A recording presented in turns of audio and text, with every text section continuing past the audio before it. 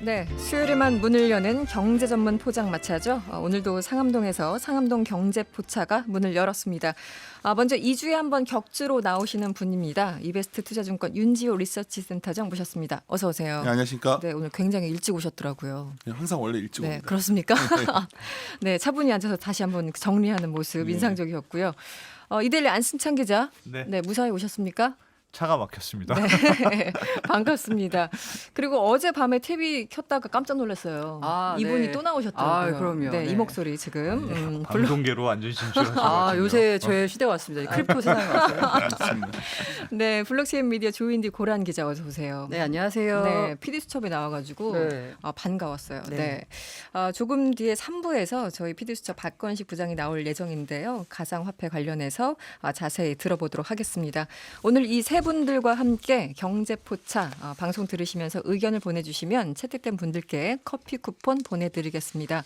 휴대폰 샵 8001번이나 MBC 미니로 보내주시면 되는데요. 중요한 거 문자 보내실 때 짧은 건 50원, 긴 건 100원에 정보 이용료가 추가되고요. 미니는 공짜입니다. 네, 윤지호 리서치 센터장께 먼저 여쭤보는 시간이죠. 뭐 숫자로 보는 경제인데요. 최근에 미국의 장기 그리고 단기 국채 금리가 또다시 역전됐죠. 그러면서 세계 경제가 소위 아래 공포, 아래 공포라는 제목의 기사들도 많이 나오더라고요. 경기 침체 공포 속으로 빠져든다 이런 얘기들이 있는데 우리나라 상황은 어떻습니까? 뭐 우리나라 같은 경우에도 최근에 금리가 내려가죠. 제가 공교롭게도 처음 여기에 방송에 출연했을 때 네. 제가 그냥 사실 그때 농담처럼 채권 천국 주식 지옥이라고 그랬었는데 이건 정말 네. 농담이 정말 아니에요. 이 점점 어머나. 더 천국과 지옥으로 바뀌고 있습니다. 그렇군요. 7월 18일 날 금통위에서 금리를 1.75에서 1.5%로 인하했었거든요. 네. 이후에 현재 10년물이 1.18%, 음. 3년물이 1.09%입니다. 네. 역내 추가 금리 인하를 이미 반영하고 있는 거고 어쩌면 우리가 두 자릿수가 아닌 한 자릿수 금리를 약간 그러니까 그 한 자릿수가 깨지는 네. 시대를 곧 맞이하지 않을까 이런 고민도 하고 있는 그렇게까지요. 상황입니다. 네. 어느 정도 이런 그 추세가 계속될까요? 그러니까 아까 말씀드렸지만 먼저 그 장단기금리차 역전을 말씀하셨는데 네. 뭐 이게 역전이 되면은 당연히 그 예금금리와 대출금리가 이제 바뀌는 거 역전된다는 거. 그러니까 은행들이 마진이 안 좋아진다는 거고 네. 결국은 대출이 줄어서 자금이 회수되면 뭔가 문제가 되겠죠. 이제 사실 실질적으로 이런 장단기 역전이 나와도 아직 나온 것도 아니지만 네. 연체율이 올라와서 정말 자금이 경색돼야 문제가 되는 겁니다. 사실 근데 그 10년, 2년 역전이 되면라고 하면 그런 현상이 나왔다는 것에 좀 불안해하고 있는데 네. 이게 대표적인 사례가 되는 거죠. 금리가 왜 내려가고 있냐면 글로벌 경기 둔화 우려가 반영되고 있는 겁니다. 네. 아래 공포가 반영되고 있는 거고 네. 그러다 보니까 다 안전자산 선호가 나오고 있다 보니까 금리가 내려오고 있고요. 네. 두 번째 국내 요인도 큽니다. 지금 현재 한국 경제 성장률 전망치 하향 조정이 뭐 제가 아까 농담처럼 말했지만 좀 심각할 정도 수준인 것 같아요. 지금 최근에 ING 같은 경우에는 우리나라 성장률 전망 1.4까지 내고 있더라고요. 1.4요. 예, 많이 저번에 내려왔네요. 왔을 때 네. 우리가 한국은행 2.2 얘기했을 때도 막 웃으면서 얘기하고 네. 근데 지금 뭐 우리 노무라 같은 데도 한 1.8 오래됐죠. 그래서 이 2% 미만이 많이 있는 상황이고요. 근데 여하튼 추경 집행도 늦춰지고 있고 최근에 보면은 제조업 분야 신규 수출 주문도 6년 만에 가장 큰 폭으로 내려왔습니다. 그러니까 네. 이런 부분을 감안한다면 최소한 연내 한 금리 2번 정도 인하는 8월, 10월에 있지 않을까 보고 있고요. 문제는 이러한 글로벌 경기 둔화와 국내가 겹쳐서 나오다 보니까 네. 채권 시장의 어떤 금리 하락세가 지속되고 있지 않나 생각이 금리 인하 두 네. 번까지 좀 예측을 해주셨고요. 반면에 금값이 많이 올랐다라고 하는데 금값 전망은 어떻습니까? 골드가 6월 이후에 한 16% 올라갔습니다. 아까 말했던 R이 리세션이고 D가 디프레션, R과 D에 대한 공포다. 네, 이 네. 표현을 쓰는데 네.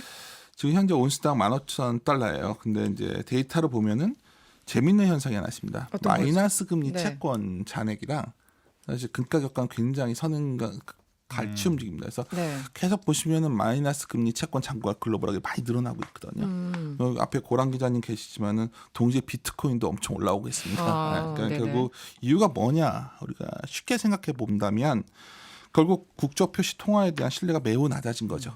그리고 통화 가치의 경쟁적 평가절하 각국이 이제 블록화 되니까 경쟁적 평가절하를 하고 있고 FS 시스템에 대한 변화에 대한 공포도 좀 있는 것 같아요. 이게 왜 그러냐면은 과거에도 금이 강해지면 미국 주도가 아니거든요. 네. 미국이 좀 약해지면 금이 강해지고 좀 이런 현상이 있었습니다. 그래서 현 시점에서 금이 올라간다는 거는 혹시 달러마저도 좀 다 불안하다. 도망가고 있지만 사실은 그냥 환율 자체에 대해서는 변화. 그리고 또 긍정적인 거는 과거에도 좀 미국이 이러다 좀 주춤해지면은 프라자 합의 85년에 네. 그것처럼 엔화 수요 조락을 좀 기대하는 요인도 나오는 거기 때문에 복합적인데 결론적으로 말씀드리면 금 가격은 제가 마이너스 영역에 진입한 국채 금리 규모라던가 네. 이런 걸 감안한다면 좀 더 금 가격 상승이 이어지지 않을까 보고 있습니다. 사람들이 뭔가 좀 불안하면 금을 찾게 되는 경향이 네. 있는 것 같은데요. 지금 안승찬 기자, 고란 기자, 주위에 친한 사람들이 금 사도 되냐 이렇게 물어보면은 뭐라고 조언하실 겁니까? 왜 이런 거 꼭 한 번씩 묻고 네, 컨셉인 것 같아. 컨셉. 아니 이게 정말 어렵죠. 뭐 네. 모르겠는데 하여튼 센터장님 말씀하신 대로 이론적으로는 하여튼 좀 경기가 불안하고 네. 불안하다는 생각이 많이 들면 금값이 올라가는 건 이제 교과서적인 거니까. 네, 네. 그래서 불안하다는 생각이 많이 들수록 금값은 올라갈 가능성이 없다. 이렇게는 보긴 보는데 네. 글쎄 뭐 참 모르겠습니다. 네. 워렌 버핏 같은 사람은 금 같은 건 투자하지 마라. 아, 또 이렇게 또 그렇습니까? 얘기하니까. 네. 몇 달 전에 만난 저 지인분도 그분은 뭐 경제 전문가는 아닌데 네. 경제 전문가를 취재한 이후 저보고 혹시 돈 있으면 금이나 사라 뭐 이러길래 금이 나라니요 막 이러면서 네 싸울 뻔했어요. 네. 저는 드리고 싶은 말씀이 금에 네. 투자해도 되느냐 모든 말을 이렇게 물어보면 저는 항상 말합니다. 모든 투자 판단은 투자자 본인의 몫이다. 이런 말과 함께 네. 뒤에 붙이는 말은 네. 그렇지만 이제 금에 투자하고 싶다고 하면 뭐 그거야 진짜 투자 판단은 본인의 몫이니까 다만 금 실물에 투자했을 때는 거래 비용이 상당하다는 거. 네. 그래서 금에 굳이 투자를 하겠다. 내가 금값 상승에 그 뭐 수익을 좀 보겠다고 하면 개인적으로는 금 ETF를 추천드리고요. 네. 왜냐하면 실물을 사면 세금이 10% 붙거든요. 세금 문제. 그리고 또 이거 팔 때 살 때와 가격 차이가 있기 때문에 네. 한데 ETF는 거래 비용을 가장 줄여주는 방법이고요. 네. 또 제가 블록체인 미디어에 있다 보니 네. 저는 뭐 기왕하면 디지털 골드에도 한번 관심을 가져봐라. 디지털 골드까지. 네, 디지털 골드라 하면 비트코인을 말씀드리고요. 네. 모든 투자 판단 투자자 본인의 몫이면서 네. 아울러 기자 윤리상 네. 저도 개인적으로 비트코인에 투자하고 있습니다. 네. 그렇군요. 네. 개인적으로. 알겠습니다. 우리나라 수출은 8월에도 부진하네요. 이달 들어 어제까지 통계가 나왔는데 1년 전 같은 기간보다 거기에 비해서 마이너스 13.3%였어요. 역시 반도체 영향이 가장 큰 건가요? 네, 맞습니다. 그러니까 결국은 일본으로부터 수출이 한 13.1% 줄였는데 일본 영향이 있겠죠. 네네. 근데 하나 또 반문드리고 싶은 거는 국가별 수출로 보면은 중국에서의 수출이 20% 줄었습니다. 20%요. 중국이 더 많이 줄었죠. 네. 그럼 우리가 숫자로 보는 걸 제가 맡고 있으니까 네네. 제가 드리신 말씀은 일본의 무역 분쟁 영향으로 수출이 감소했다고만 볼 수는 없는 겁니다. 그냥 글로벌 수요 감소 때문에 영향이 들어온 거 아닐까 보고 있고요. 아까 말한 반도체 같은 경우에도 29.9%가 수출이 줄었죠. 네. 근데 석유 제품은 20% 줄었습니다. 그러니까 다시 말씀드리고 싶은 거는 결국 글로벌 경기가 안 좋다 보니까 이게 복합적으로 작용된 거지 전반적으로. 단순하게 네네. 뭐 일본 때문만은 아니다. 이렇게 말씀드릴 수 있습니다. 네. 그 일본의 이른바 경제 보복 조치로 인해서 우리 뭐 자발적으로 불매 운동 있잖아요. 네. 일본의 수출은 우리나라보다 5배가 줄었다는 소식도 있네요. 이건 어떻게 된 거죠? 저도 기사 오늘 질문이 와서 네. 제가 기사를 검색해봤는데 모르고 네. 있었거든요. 네. 그래서 매우 숫자가 당황을 굉장히- 했었다는 걸 먼저 말씀드리고 네, 싶고요. 그러니까 크네요. 제가 기사를 봤더니 2018년 7월과 2019년 7월을 비교했더라고요. 그러니까 결국은 기사에서 언급한 대로 전년 동기 대비해서 수치 동기 비교한 대비. 겁니다. 근데 이제 그랬을 때는 한국과 수출이 1조 7천억 원, 1,700억 감소고 일본은 한국으로 수출이 5조 1,700억 감소했다는 뜻인데 네. 사실 제가 이제 데이터를 이제 다른 시계열을 아무래도 좀 많이 보니까 네네. 보다 보면 2010년 이후에 사실 꾸준하게 대일 무역 적자는 줄여왔거든요. 그래서 이게 이번만의 현상은 아니다. 분명히 영향이 있었는데 네네네. 다시 한번 말씀드려요. 그리고 또 하나 아까 이제 일본으로부터 많이 영향이 큰 거는 뭐 어땠을까요? 품목을 제가 한번 쫙 봤어요. 네. 뭐 이렇게 쭉 보다 보니까 반도체가 한 41% 줄었으니까 컸더라고요. 41%요. 근데 원동기는 마이너스 47% 줄었습니다.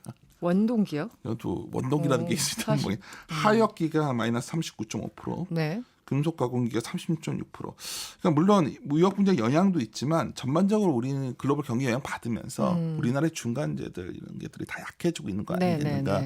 좀 그런 해석이 필요할 것 같고요.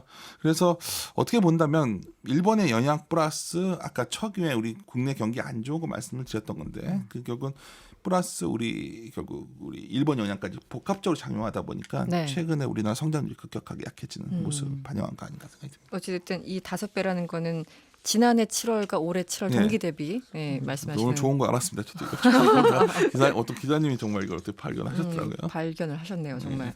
그리고 지금 증시에서 상장 기업들이 실적 발표하고 있는데 전반적으로 성적이 어떻습니까? 제가 이거 말 한번 잘못해서 엄청 욕 먹었습니다. 왜요? 왜?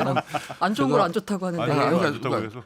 원래 우리는 항상 저희들은 이제 기대값보다 잘 나왔다는 표현을 쓰거든요. 그러니까 원래 연초에 160조 원이었어요 영업이익 추정치가. 130조까지 내려왔었는데 그거보단 잘 나왔거든요. 그래서 저는 기대보단 잘 나왔다 했다가 욕을 먹었는데 이게 뭐냐면 네, 생각보다 좋아, 뭐 이런 거예요. 그러니까 엄청 준 거죠. 그러니까 영업이익 증가율 보면 한 34.2%가 줄었고 네. 순이익 40% 줄었으니까 엄청 안 좋은 거죠 실적은. 근데 이제 실적을 열어 보니까 네. 예상치가 100이면 예상치 대비 실제 영업이익은 103.3%입니다. 이게 어느 정도 레벨이면 네. 2017년 이후에 분기별로 가장 높은 수준입니다. 근데 영업 이익만 놓고 보면 2011년 이후 상반기로는 최저잖아요. 그러니까 컨센서스 기대 대비 충족률로. 그러니까 이게 참 이게 데이터라는 게 참 말이 점점 어려워지고 있어요. 네. 그만해야겠습니다. 그래서 네. 솔직히 결론을 말씀드리면 실적은 안 좋은 거죠. 근데 전반적인 실적은 워낙 네. 안 좋다고 생각하는 사람이 많다 보니까 애널리스트 입장에서 실적 시즌은 기대보다 괜찮게 나왔다. 그러니까 그 단적인 예가 되는 종목이 갑자기 생각했는데 한전이 실적이 엄청 적자가 크게 나왔죠. 네네. 1조 가까이 나왔잖아요. 그때 나온 날 기대보단 잘 나오고 있습니다. 그러니까 적자가 생각보다 네. 너무 많이 알아서 생긴 병이라고. 그러니까 맥락을 알아야지만 이 워딩이 무슨 말을 뜻인지를. 조심해야겠다는 생각이 듭니다. 예. 그러면 뭐 기대보다 혹은 예상보다 좋은 실적을 내놓은 기업도 있을 것 같긴 한데 어떻습니까? 금융이 잘 나왔죠. 금융. 금융은 당연히. 그리고 IT도 잘 나왔고. 네. 근데 이제 헬스케어 소재는 부진했죠. 그래서 좋은 거 어떻게 했어요? 근데 분명한 건 하나 있습니다. 대형주가 좋습니다. 대형주들이 믿을 좋고 건 그래도 큰 거밖에 없다. 제가 보기에는 대박 그래도 버틸 수 있는 힘이 있다 보니까 어떤 판관비 조절이 가능한 기업들이고 어떤 비용 노출에서 자유롭지 않은 저희 스키총이 적은 우리가 2조 미만을 보통 이렇게 보는데 그 기업들의 실적은 확실히 더 부진했다. 이건 확실한 것 같습니다. 알겠습니다. 그렇다면 마지막으로 예상보다 실적이 더 안 좋은 곳 하나만 말씀해 주시면 이런 거 말하시면 좀 부담스러운가요? 저는 아까 예를 들어서 유틸리티가 정말 안 좋았거든요. 네. 근데 예상치 자체가 적자였으니까요. 근데 이제 그런 것들이 이제 이미 다 안 좋게 나와서 이제부터는 오히려 뭐 이제 시장의 관심은 참 주식시장이 알아주시면 하는 게 과거에 별 관심들이 없습니다. 미래에만 관심이 있어서 앞으로 어떻게 될 것인가? 3분기가 어떻게 될 것이냐. 네. 이게 정말 초미의 관심사 오히려. 알겠습니다. 문자 주셨네요. 3717번님. 경기 침체로 부익부 빈익빈 현상이 더욱 심각합니다. 부동산, 금, 달러 투자는 가진 자들의 리그인 것 같아요. 자영업자들은 정말 힘듭니다. 이런 문자 주셨고요. 한편 문경태님, 고란 기자님 포털에 검색하면 나오는 사진 언제적인지 궁금합니다. 이거 되게 어렸을 때 사진 어머나. 아유, 그거 저 어디 사진 다녀요. 봤어요. 네. 네, 예쁘게 나왔는데요. 되게. 지금과 별반 다르죠. 물론 찍은 지 오래됐지만. 네, 지금도 미인이시고요. 알겠습니다. 얼마 안 된 걸로 알겠습니다. 안승찬 기자 오늘도 경제뉴스 헤드라인 준비해 오셨죠? 네. 네, 첫 번째 뉴스부터 전해 주시죠. 네, 인천 송도에서 서울역을 거쳐서 남양주 마석을 잇는 수도권 광역 급행철도 GTX B 노선이 오늘 예비 타당성 조사를 통과를 했습니다. 네. 그래서 철도가 통과가 되면 인천과 이 서울 생활권이 20분대에 이제 연결이 될 것 같고요. 남양주 마석까지도 뭐 30-40분 되면 이동이 가능해진다고 합니다. 네. 다음은 DLS 우리 저번에 다뤘던 건데. 네. 이게 가장 후폭풍이 심상치가 않은데 금리 연계형 한숨들이. 파생 결합증권 네. DLS. 말도 어려워. 사실은 뭐 원래 이런 상품을 팔 때는 이제 고객의 투자 성향을 파악을 해서 권유를 해야 된다. 네. 그런데 이제 일부 은행에서 이런 표준 투자 권유 준칙을 어기고 판매했다 이런 지적이 나오고 있거든요. 그래서 참 잊을만 하면 금융상품 불안전 판매 논란이 일고 있는데 네. 이에 대해서는 우리 고란 기자가 아주 종합적으로 설명해드릴 예정입니다. 알겠습니다. 그리고 애플의 CEO 팀 쿡이 트럼프 만나서 삼성 욕을 했습니까? 참 여러 가지 네. 참 트럼프는 굉장히 범위가 다양한데 네. 이제 트럼프 대통령이 애플의 CEO인 팀 쿡 만난 사실을 본인이 직접 공개를 했거든요. 그랬죠. 그래서 네. 관세 탓에 뭐 삼성하고 경쟁하기 힘들다 이렇게 팀 쿡 CEO가 호소하더라. 네. 그래서 자기는 그 문제에 대해서 생각해 보겠다 이렇게 답을 했는데 네. 그래서 트럼프 대통령이 이 관세 유예할 가능성이 추가로 제기가 되고 있거든요. 요즘 하여튼 부쩍 뭔가 좀 착해진 것 같은 그래요. 트럼프 흐름이 좀- 대통령이 도대체 왜 그러는지에 대해서는 제가 좀 이따 설명을 드리겠습니다. 알겠습니다. 다음은 근로장려금을 6개월마다 받을 수 있게 된다고요? 네, 조금 바뀌었는데 이제 근로장려금이라는 게 이제 저소득 근로소득자한테 더 열심히 일해라 이런 네네. 격려 차원에서 나라에서 주는 돈이잖아요. 네. 그 동안에는 1년에 한 번씩 받았는데 앞으로는 이제 6개월에 한 번씩 받을 수 있는 걸로 나눠서 받을 수 있도록 그렇게 한다고 합니다. 오늘 국세청이 대상자 155만 명한테 이 안내문을 발송했거든요. 네. 집에 안내문 받으신 분들은 자기가 네. 대상자가 됐다는 거니까 꼭 신청을 하시고 네. 1년에 한 번 받을지 아니면 12월에 한 번, 내년 6월에 이렇게 두 번에 나눠서 받을지는 본인이 선택할 수 있다고 합니다. 네, 꼭 챙겨 보시고요. 안승찬 기자가 수고하셨습니다. 정은경님 문자 주셨는데 전 국민이 이제 독일 채권까지 알게 된 것 같아요. 네, 문자 주셨어요. 우리가 지난주에 얘기를 했잖아요. 그 DLS 사태가 더 커지고 있는 것 같습니다. 어떻습니까? 커진다기보다는 이제 약간 수치로 드러나지 않았던 게 네. 금감원이 실태 조사를 발표하면서 이렇게 심각했었나 어, 싶은 거죠. 잘 몰랐던 게 네. 이제 드러난다. 네, 어떤 거죠? 그래서 월요일 날 네. 금감원이 실태 조사 결과를 발표를 했습니다. 전체 투자 금액이 보니까 8,224억 원. 그 가운데 개인 투자자가 3,654명. 그러니까 판매 금액의 90%가 7,326억 원이에요. 네. 이게 개인들한테 팔았다는 거고 1인당 평균 2억 원 정도 되는 거거든요. 크네요. 네, 근데 이게 이제 상품 구조가 크게 보자면 미국과 영국의 이자율 스와프 CMS라고 하는데요. 참 어렵네요. 이거 네네. 금리와 연계한 상품이 있고 네. 그다음에 두 번째가 이제 독일 국채 10년물 금리와 연계한 상품이 있고요.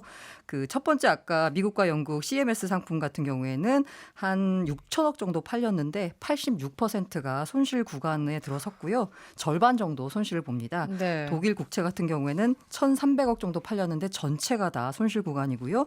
만약에 현재 금리 수준이 음. 유지된다면 원금의 95% 손실을 봅니다. 너무하네요. 아니, 숫자가. 이것 때문에 네. 요새 네. 사람들이 독일 국채 금리 매일 본다는 거 아니겠어요? 우리가 그러니까. 언제부터 독일 국채 금리를 그러니까요. 매일 보고 1억 살았는지. 원 투자하면 500만 원 남는 거예요.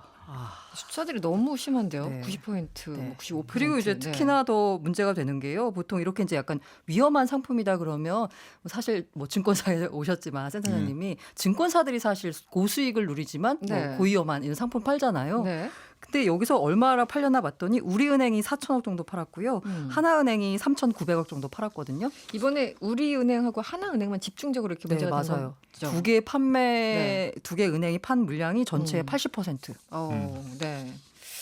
그래서 이 집중된 이유가 있습니까? 네, 이게 보통 보면은 네. 은행이면 사실 다 안전한 상품을 판다라는 생각이 들고요. 인식이 그렇죠. 네, 그리고 이제 그 뭐 1인당 평균 한 2억 원씩 냈으니까 그냥 일반적으로 생각할 때는 돈 있는 사람들이 투자했겠지라고 이제 생각을 하기 네. 쉽단 말이에요. 네. 실제로 이제 PB 센터에서 많이 팔았는데, 근데 이 은행의 PB 센터를 거래하는 고객들 특징이 뭐냐면 이렇게 약간 위험한 거 싫어하시는 분들이세요. 그리고 여기를 가입한 많은 분들 중에 또 고령층, 이자 생활자들이 좀 있거든요. 네, 네. 그러니까 지금 이자 2%가 안 되니까 그거에서 좀 더 받아서 한 4%라도 안정적으로 받자라는 마음에 투자를 한 건데요. 네. 이게 왜 그러면 그 나온 얘기가 다 정기예금 만기돼서 갔더니 권유를 받아서 이걸 하라 그랬다. 네. 절대 손해 안 본다 그랬다. 그리고 내가 나를 이렇게 잘하는 PB가 10년 단골인데 나한테 설마 이런 걸 권유했겠느냐. 뭐 이런 반응이거든요. 특히나 이제 메이저 은행 가운데서는 네. 신한, NH농협 이런 데는 아예 하나도 안 팔았어요. 이유가 근데 있습니까? 유일하게 우리랑 하나인데요. 네. 뭐두 가지 측면에서 보자면 은행 차원에서 보자면 네. 다른 은행에 비해 우리은행과 하나은행, 특히 우리은행 같은 경우에는 그 우리은행이 올해 들어서 우리금융 지주로 전환했거든요. 그럼 지주 사면은 은행에서도 수익이 나고 다른 부분에서 수익이 나야 되잖아요. 네네. 근데 은행에서 나오는 수익이 98%예요. 그렇습니까? 네, 그리고 네. 그냥 은행인 거예요. 예, 네. 그리고 은행 수익의 대부분이 다 이자 이익이에요. 그러니까 예대마진 먹는 거거든요. 네네네. 이게 수익을 다변화해야 되니까 가장 편한 게 뭐냐면 WM, 이 자산관리 상품 파는 거거든요. DLS 같은 거 팔면은 선취 판매 수수료가 1에서 1.5%예요. 바로 생깁니다. 짭짤하네요. 네. 은행 짭짤하죠. 입장에서는. 은행 입장에서는. 그러니까 아마 한 거 아니냐라는 거고요. 은행 직원 측면에서는 KPI라고 아마 많이 들어보셨을 텐데 네. 핵심 성과 지표잖아요. 이걸 설계를 할 때 고객의 구성, 그러니까 이 이제 KPI를 평가를 해서 뭐 승진을 시키든지 뭐 하잖아요. 네. 그런데 이 고객 수익률이 KPI에 반영되는 비율이 하나은행이 5%, 우리은행이 2%예요. 시중 은행 가운데 최저 수준이거든요. 네. 나머지 KPI가 뭐로 구성됐냐 봤더니 신규 상품을 얼마나 팔았냐, 아. 그리고 지점 손익에 얼마나 공헌했냐. 쉽게 말해서 KPI가 고객 이익이 아니라 회사 이익, 은행 이익에 기여할수록 높은 거예요. 그러니까 일단 팔고 나서는 나 몰라라 해도 되는 구조인 거죠. 고가에 반영이 되니까 열심히 이게 팔아. 보면 선취 수수료가 1%대잖아요. 네네. 근데 이게 만기 동안 문제가 없어도 받는 수익이 4% 정도인데 선취 수수료 1%고 만약에 손실 구간으로 가면 원금 다 날릴 수 있고. 그러니까 사실은 상당히 소비자한테 불리한 상품으로 하고 보여요. 은행한테는 상당히 네. 괜찮은 네. 그러네요. 수익원이죠. 수수료. 네. 7946번이 네. 은행도 못 믿을 세상이 돼버렸어요. 정말 그런 생각 들어요. 이번 사태를 보면서. 네. 0252번님, 그 금액을 혹시 판매한 은행이나 금융회사에 보상을 받을 수 있나요? 만약 보상이 안 된다면 왜 그런지 알려주세요. 이렇게 질문도 주셨고요. 4254번님, 잊을만 하면 나오는 불안전 판매 논란이 모든 상담 내용을 그 녹음하게 법으로 정하면 사라지지 않을까요? 이렇게 문자 주셨어요. 이제 기본적으로 모든 투자는 아까 고란 기자가 두 차례 강조한 것처럼 네네. 투자자 본인의 책임이긴 합니다만 이걸 제대로 설명을 했느냐 이건 또 다른 문제예요. 소위 말하는 불안전 판매 이게 그렇죠. 굉장히 문제가 될 것 같은데요. 어떻습니까? 이게 되게 문제죠. 네. 왜냐하면 이 불안전 판매가 있어야만 배상도 가능한 거고 하거든요.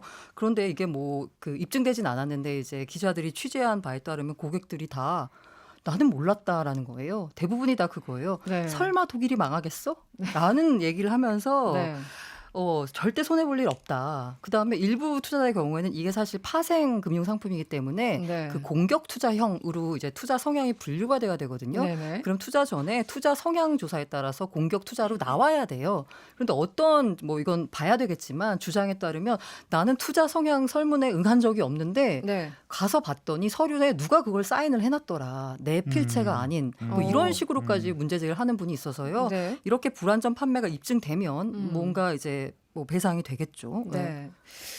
그 배상 문제, 그러니까 입증이 되면 배상은 네, 가능하다는 맞아요. 말씀인 네. 거예요. 그래서 이게 요 키코 말씀 많이 하시는데요. 네. 제가 보기에는 키코보다 혹시 이것도 하필 2005년에 우리은행이 팔았던 거거든요. 네. 기억하실 분들 있을지 모르겠는데 파워 인컴 펀드. 네네. 제가 이거 취재를 그때 당시 했을 때는 심지어는 그 남편분이 돌아가서 받은 보험금을 네. 이제 안정적으로 수익을 얻고자 해서 가입했다가 돈금 다 날리신 분 계셨거든요.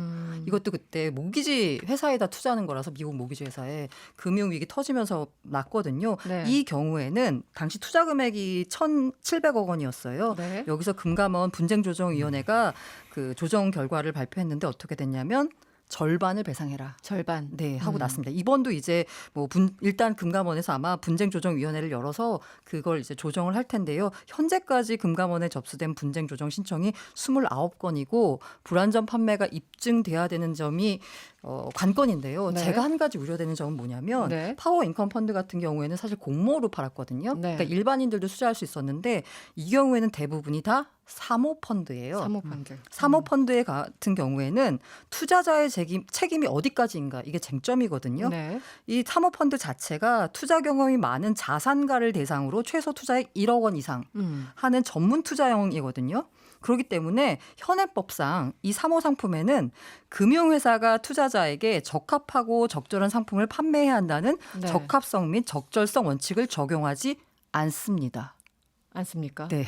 그렇기 그러면, 때문에 네. 이게 약간 나중에 배상부분에 맞아요. 가서는 논란이 될 수 있을 겁니다. 내가 파생 상품을 투자한 경험이 있다든가 뭐 그런 것들이 다 본인한테 배상에 불리하게 작용하니까. 네. 그 2500번님 듣다가 이해 안 되는 부분이 있어서 질문 다시 드려요. 개인이 손해 본 돈은 은행이 가져가나요? 아니면 은행은 수수료만 받나요? 맞아요. 제로섬 게임이면은 결국 누가 그 돈을 가져가는지 궁금합니다. 센터장님. 참 외국인들이 주로 가져가지 않습니까? 이거 주로. 맞습니다. 이거는 이런 파생 상품 한마디로 하우스가 돈 버는 구조입니다. 네. 하우스가 결국 뭐냐면은 이런 상품 한마디로 말하면 수익이 날 때 네. 시중 금리보다 약간 더 먹지만은 손해 볼 때는 왕창 잃는 구조입니다. 음. 반대에 있는 게 복권이에요. 복권은 이럴 확률이 대부분이죠. 네네. 그렇지만은 그 금액은 소액이고 수익을 하는 확률은 굉장히 낮은데 따면 크겠다는 겁니다. 이게 천박한 표현을 쓰는 거 뭐냐면 네네. 본질은 하우스 따고 잃고 비슷한 겁니다. 아. 그래서 제가 이제 이런 거 들으면 참 저는 아쉬운 게 네. 이게 핵심은 어떻게 방지할 수 있냐? 이게 중위험 중수입 상품이 아닌데 네. 중위험 중수인 상품이라고 맞아요. 그게 그거에는 방법이 없습니다. 이거는 네네. 이게 저도 이걸 어떻게 해야 될지 모르겠어요. 이거는 참고로 이거 관련돼서 금감원이 이 부분에서도 이제 조사를 할 거거든요. 네. 이런 고위험 금융 상품이 어떻게 국내 금융권에 확산됐는지 네. 출처를 추적한다고 하는데요. 네네. 이게 뭐냐면 그 파생 상품 제로섬이거든요. 그래서 아마 외국 금융회사가 독일 국채 금리가 내릴 것으로 예상해 놓고 한국에는 정반대 조건의 상품을 만들어서 넘겼을 수도 그렇죠. 있다. 그럴 가능성이 높습니다. 라는 얘기가 나오고 있습니다. 네. 그런 것까지 말씀하시면 근데 미국 네. 입증이 근데 쉽진 않아요. 쉽지 않습니다. 쉽지는 네. 쉽지는 않아요. 1481번님이 다른 외국계 은행 직원입니다. 직원들도 피해자예요. 직원들 아이고야. 실적 이게 분석이- 제가 아까 말씀드린 그 KPI 그러네요. 부분입니다. 실적 때문에. 그리고 2482번님 소액이지만 DLS에 투자한 투자자입니다. 투자는 개인의 판단하에 책임져야 한다는 원칙을 뼈저리게 느끼고 있습니다.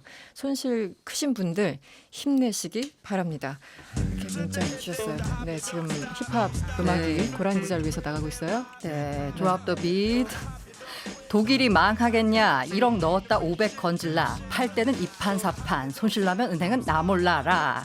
이제부터 투자 비법 알려줄게. 복잡하면 투자 말라. 복잡하면 투자 말라. 와, 정말 음악도 대단하네요. 좀 좋아진 것 같은 느낌인지. 네. 고란 기자 고생 많으셨고요. 안승찬 기자 아이템으로 넘어가 볼까요? 네. 트럼프 대통령이 삼성을 언급해서 불안하다 생각하시는 분들이 많아요. 어떻게 된 겁니까? 그러니까 스토리를 좀 설명드리면 지난주가 사실 트럼프 대통령이 여름 휴가였거든요. 그랬죠. 네, 휴가 때 이제 애플의 팀 쿡 CEO하고 같이 저녁을 먹었다. 이제 네. 복귀하면서 기자들한테 자기가 그렇게 공개를 한 건데 그러면서 이제 뭐라고 설명했느냐? 애플이 자기한테 하소연을 하더라. 네. 자기는 삼성하고 경쟁을 해야 되는데 음. 삼성은 한국에 기반을 두고 있어서 관세를 안 내는데 네. 애플만 관세 내면 우리가 어떻게 경쟁하느냐 매우 네. 힘들다 이렇게 말을 했다고 이제 트럼프가 전한 겁니다. 그래서 트럼프 대통령이 팀 쿡 CEO가 굉장히 강하게 말하더라. 그래서 자기도 그 문제에 대해서 생각하고 있다 이렇게 발언한 건데 네. 일단 트럼프 대통령이 말한 팩트가 좀 틀린 부분이 있어요. 어떻게 뭐냐면 틀린 거죠? 삼성이 한국에 기반을 두고 있어서 관세가 무관세인 게 아니고 사실은 이 WTO 세계무역기구 안에 그러니까 ITA라고 하는 정보기술 협정이 맺어져 있습니다. 그래서 네. 컴퓨터라든가 휴대폰, 뭐 반도체 이런 IT 제품은 뭐 이 WTO 체제 안에 들어와 있는 회사는 다 무관세예요. 네, 그러니까 네, 미국뿐 아니라 뭐 우리나라 전부 다 이제 수출 수입 다 무관세인데 그래서 애플도 사실은 중국에서 대부분 만들어서 이제 수출하기도 하고 미국으로 다시 가져오기도 하는데 네. 이 WTO의 ITA 협정에 의해서 미국도 사실 관세를 안 내는 게 정상이거든요. 근데 네. 이 트럼프 대통령이 중국한테 이제 별도의 관세를 부과하면서 이제 애플은 중국에서 만든 아이폰이나 자기네 제품을 미국으로 가져올 때 이제 관세를 내게 생겼으니까 네. 우리는 어떡하냐 이렇게 음. 반대로 삼성의 경우에는 중국 공장이 있긴 있습니다만 대부분 중국 내수용 제품만 만들거든요. 아, 그러니까 관세 부담이 미국으로 가는 없어지고. 건 뭐 베트남이라든가 인도 네. 공장 이런 데서 만드는 거니까요. 그래서 삼성은 그래서 이제 관세를 부과가 안 되는 건데 이제 애플만 관세 부과되게 됐다 걱정이다 이런 네. 하소연인데 뭐 핵심은 삼성이 아니라 사실은 그 중국의 그 관세 부과는 트럼프가 자기가 낸 문제였네요. 거죠. 네. 아니, 그래서 그렇군요. 뭐 사실은 뭐 원래는 9월 달부터 관세를 10%다 부과하기로 했다가 네. 이제 뭐 크리스마스 시즌에 소비가 줄어들까 봐 걱정된다 이런 네. 것 때문에 일부 좀 유예는 해줬습니다. 그래서 12월 15일까지 아이폰에 대해서도 조금 관세를 유예는 결정을 하긴 했습니다만 네. 그래도 그 이후에는 또 관세가 붙고 나머지 뭐 애플워치라든가 나머지 제품 또 관세 유예 품목에 포함이 안 됐으니까 실제 앞으로 12월 나오다가. 이후에 또 어떻게 될지 뭐 트럼프 워딩이 어떻게 될지 그것도 참 궁금한데 네. 이 삼성전자를 콕 집어서 얘기를 했기 때문에 트럼프가 뭔가 얘기할 적에는 그냥 네. 하진 않잖아요. 이 양반도 그 사업자기 때문에 혹시 뭐 별도로 불이익을 주거나 뭐 관세 부분에서 이런 결정을 내리는 게 아닌가 걱정하시는 분들 그런 계세요? 걱정하시는 분들이 있더라고요. 근데 네. 일단은 하여튼 뭐 애플의 민원을 들어주는 쪽으로 일단 발언 조금 했기 때문에 네. 그러니까 손쉬운 방법은 12월 15일로까지 유예된 관세 유예를 더 연장한다든가 아니면 이번에 유예가 안 된 품목을 좀 추가한다든가 이런 방식이 사실 가능성이 훨씬 높긴 높아요. 근데 네. 이제 말씀하셨던 대로 삼성을 언급했으니까 혹시나 가뜩이나 아메리카 퍼스트 얘기하는 양반이니까 네네. 혹시나 삼성에 대해서 별도의 관세를 부과하는 거 아니냐 이런 관측도 있긴 있는데 네. 그것보다는 아마 이제 만약에 그런 얘기가 나오더라도 이제 삼성의 실제로 관세 부과보다는 미국에 좀 공장 좀 져라 이런 그런 식으로 압력을 넣는 수단으로 사용하지 않을까 이런 네. 예상은 좀 많은 것 같습니다. 포석을 깔고 있을 수도 있다. 네.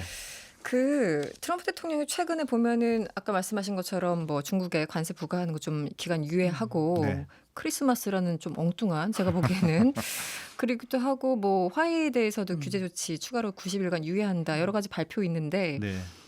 좀 생각이 달라진 건가? 뭐 좀 유연해진 건가? 어떻게 판단을 해야 됩니까? 겉보기에는 착해진 것 같아요. 겉보기에는 근데 사람이 하루 아침에 성향이 바뀌어서 착해졌느냐 네. 이제 뭐 그렇게 보기는 어렵습니다. 어쨌든 좀 누그러진 건 있어요. 공격적인 성향이. 근데 네. 이게 트럼프 대통령의 최근에 정치적인 성향과 맞물려 있는 거 아니냐 이런 분석이 많은데요. 무슨 말이냐? 네.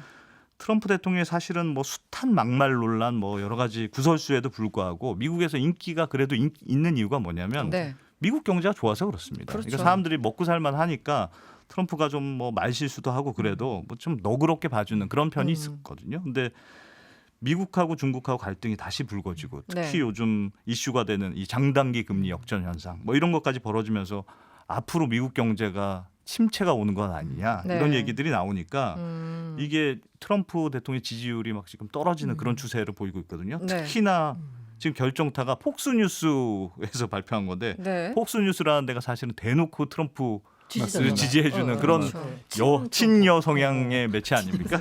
트럼프도 근데- 하루 종일 폭스만 틀어놓고 있다고 하잖아요. 그렇죠. 네. 지금 폭스뉴스 시청률도 굉장히 올랐어요. 근데도 네. 폭스뉴스가 최근에 무슨 조사 결과를 발표했냐면 내년에 가상 대결에서 민주당이 어떤 후보와 트럼프 대통령이 해도 전부 다 전패한다. 전패한다. 전패한다는 오. 그 조사를 냈거든요. 그러니까 트럼프 대통령이 이 보도를 보고 화도 많이 냈다고 하고 그랬겠네요. 위기감도 느끼기 시작한 것으로 보이고 그 지난주 김학균 센터장님이 S&P 지수와 트럼프 지지율이 그러니까, 정확히 일치한다고.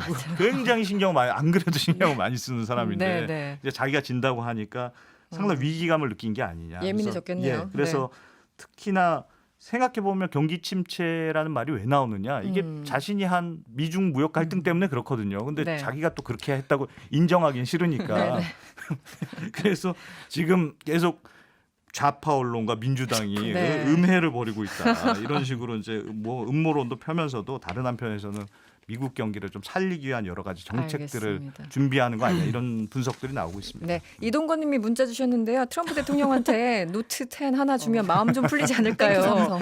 네, 굉장히 귀여운 문자를 주셨어요. 네, 이런 가운데 시조가 지금 음악에 나가고 있습니다. 안승찬 기자. 갑자기 착해진 트럼프 부쩍 유연해졌는데 떨어진 지지율에 전전긍긍 경기부양책도 꺼내보는구나. 머릿속엔 온통 재선 생각뿐 돼도 걱정 안 돼도 걱정이네. 네, 퇴근하자마자 젠걸음으로 달려오신 단골 여러분들 오늘 창암동 경제포차 이제 막을 내릴 시간입니다. 이베스트 투자증권의 윤지호 리서치 센터장, 블록체인 미디어 조인디의 고란 기자 그리고 이데일리 안승찬 기자와 함께했습니다. 오늘도 고맙습니다. 네, 고맙습니다. 감사합니다. 여러분의 퇴근길을 꽉 채워드립니다. 평일 저녁 6시 5분 이승원의 세계는 그리고 우리는